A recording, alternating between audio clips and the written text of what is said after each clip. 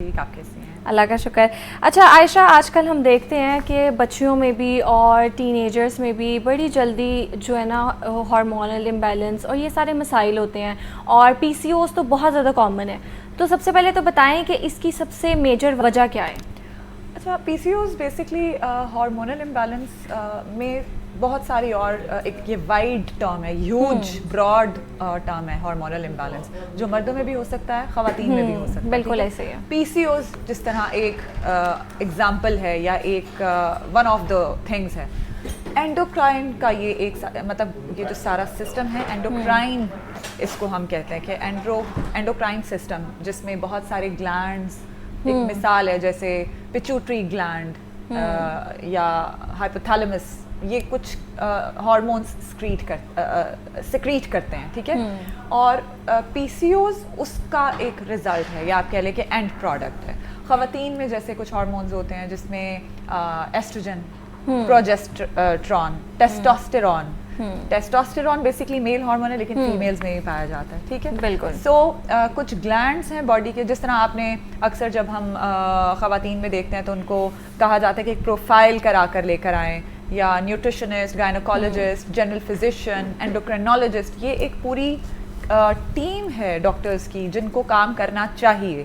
لیکن انفارچونیٹلی ہمارے یہاں پہ جو میل پریکٹس ہے، یا آپ میل پریکٹس نہیں کہیں، تھوڑا سا جو مس کمیونیکیشن آتا ہے یا کوآرڈینیٹ نہیں کر پاتے آپس میں فزیشینز، وہ یہ کہ پاکستان میں سوری ٹو سے انفارچونیٹلی پرابلم کیا ہے کہ ہر چیز کا حل ادویات سمجھ لیا جاتا ہے، کہ آپ کے سر کے درد سے لے کے پی سی اوز کو آپ ادویات سے ٹریٹ کریں.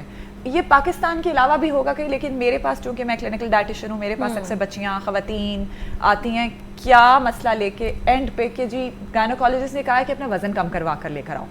اچھا، ٹھیک ہے. یعنی اینڈ پر بات وزن پہ آ جاتی ہے، کیونکہ اپنی روٹین پہ، لائف سٹائل پہ آ جاتی ہے، اور جس پہ ہم سب سے لاسٹ پہ فوکس کرتے ہیں، لاسٹ پہ فوکس کر رہے ہوتے ہیں. لیکن وہ دوائیوں سے اور اس ساری چیزیں استعمال کرنے سے، ہر چیز کرا لینے سے جب کام نہیں بنتا تو بات کیا آتی ہے، جی اپنا وزن کم کریں. تو وائی ناٹ پہلے. اچھا، وزن اب زیادہ ہوتا کیوں ہے؟ پی سی اوز ہے کیا؟ پہلے میں just to begin with, P C Os basically ovaries میں، یعنی بچے دانی میں چھوٹی چھوٹی سسٹ، وہ پانی کی تھیلیاں، جھلیاں بن جاتی ہیں، ٹھیک ہے، اووریز کے اندر، اور وہ اکثر بلیڈ بھی کرتی ہیں انٹرنلی. وہ ڈپینڈ کرتا ہے. میں بہت زیادہ کمپلیکیٹڈ، میری ہمیشہ کوشش ہوتی ہے کہ میں آسان زبان میں بات کروں تاکہ لوگوں کے لیے، عام فہم انسان کے لیے سمجھ ہو، اور اس کو ٹریٹ پھر وہ اس طرح سے کر سکے.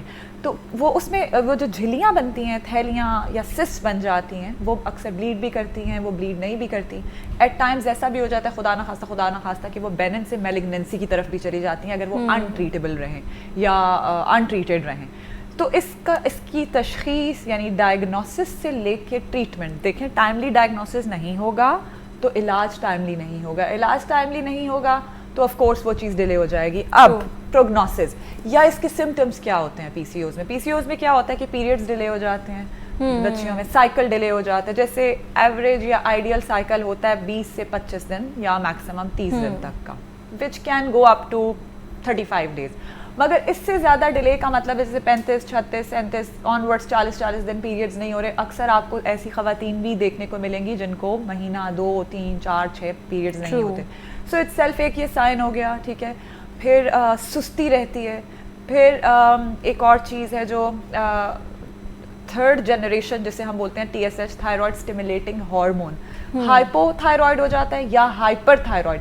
اکثر ہائپو رہتا ہے، یعنی وزن بڑھنا شروع ہو جاتا ہے. بالکل. ہائپر میں وزن کم رہتا ہے، ٹھیک ہے.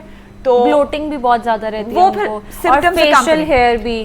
اچھا، اب یہ میل پیٹرن ہیئر ضروری نہیں ہے کہ کسی کو اگر پی سی اوز ہے تو اس کے میل پیٹرن ہیئر ضرور ہوں گے، اینڈ وائس ورسا. یا کسی کے میل پیٹرن ہیئر ہیں، فیشل ہیئر، تو ان کو پی سی اوز بھی ہوگا. یہ ضروری نہیں ہے، لیکن دونوں چیزیں اکٹھی بیک وقت سائملٹینیسلی ہو بھی سکتی ہیں. یعنی پیریڈز کا ڈیلے ہونا، میل پیٹرن یا فیشل ہیئر ہونا، یہ یہاں داڑھی نما بال بھی ان کے سمپٹمز ہیں، ایکنی بھی سمپٹمز میں آتی ہے. لیکن اگین ضروری نہیں ہے کہ جس کو پی سی اوز اس کو ایکنی لازم ہو، یا ایکنی ہے تو پی سی اوز لازم ہو. لیکن یہ سمپٹم ہے، سمپٹم بالکل ہے، ہو سکتا ہے. لیکن یہ جو انیشیل جو سمپٹمز ہیں، پیریڈز کا ڈیلے ہونا اور وزن کا بڑھنا، اور اکٹھا ایک دم سے نہیں ہوتا، یہ بہت زیادہ ریپڈ انکریز نہیں ہوتا، گریجول، سال میں، 2 میں، 3 میں آپ اکثر. اچھا، دین اگین ایک جو امپورٹنٹ چیز ہے کہ آپ کھانے پہ میں آؤں گی الٹیمیٹلی, کیونکہ کھانا is not the cure but one of the things جس سے ہم پی سی اوز کو کیور کر سکتے ہیں, کیونکہ الٹیمیٹلی آپ کو یہی سننے کو ملے گا اور کہنے کو ملے گا, اور گائنیکالوجسٹ, فزیشین, اینڈوکرینالوجسٹ اب آ جا کے جب دیکھ رہی ہیں انجیکشنز لگ رہے ہیں کس چیز کی, GLP-1 ایٹسیٹرا, وہ کیوں لگ رہے ہیں کہ وزن کم کرنے کے لیے, شارٹ کٹ میں ہم جا کر انجیکشنز لگا رہے ہیں, ہم چونکہ لائف اسٹائل ماڈیفیکیشن پہ دھیان نہیں دے رہے. بالکل. تو یہ تو ہو گئے جی پی سی اوز کی ایک جنرل سی بالکل چھوٹی سی ایٹیولوجی, کیونکہ پروگرام کم پڑ جائے گا, ہم پی سی اوز اتنا ایک واسٹ ٹاپک ہے.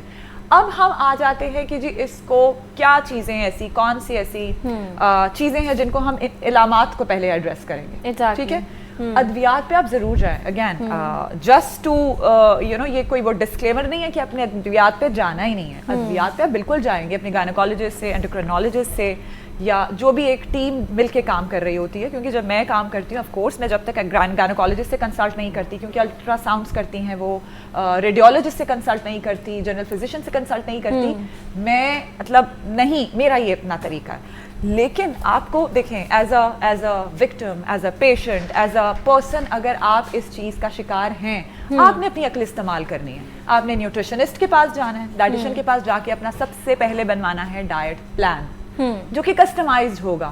دیکھیں اگر آپ کو پی سی اوز ہے, ضروری نہیں ہے کہ جو ڈائٹ پلان آپ کا ہے وہ ڈائٹ پلان میرا بھی ہو. Exactly, person to person vary کرتا ہے, individual to individual, person to person may vary because of the reason that you are of a different ایک لائف اسٹائل آپ کا ڈفرینٹ ہے, آپ کا ویٹ ڈفرینٹ ہے, آپ کی ہائٹ ڈفرینٹ ہے, آپ کا BMI ڈفرینٹ ہے, آپ کی ایٹنگ چوائسیز ڈفرینٹ ہیں, آپ کا رہن سہن, آپ کا طریقہ, آپ کا اٹھنا بیٹھنا, آپ کا سلیپنگ پیٹرنز ڈفرینٹ ہے. بیکاز سلیپنگ پیٹرنز کا بہت زیادہ تعلق ہے اگین آپ کے ہارمونز میں, جیسے کارٹیسول ہے, انسولن ایک ہارمون ہے. ٹھیک ہے, پی سی اوز میں کیا ہوتا ہے, انسولن ریزسٹنس بھی بڑھ جاتی ہے.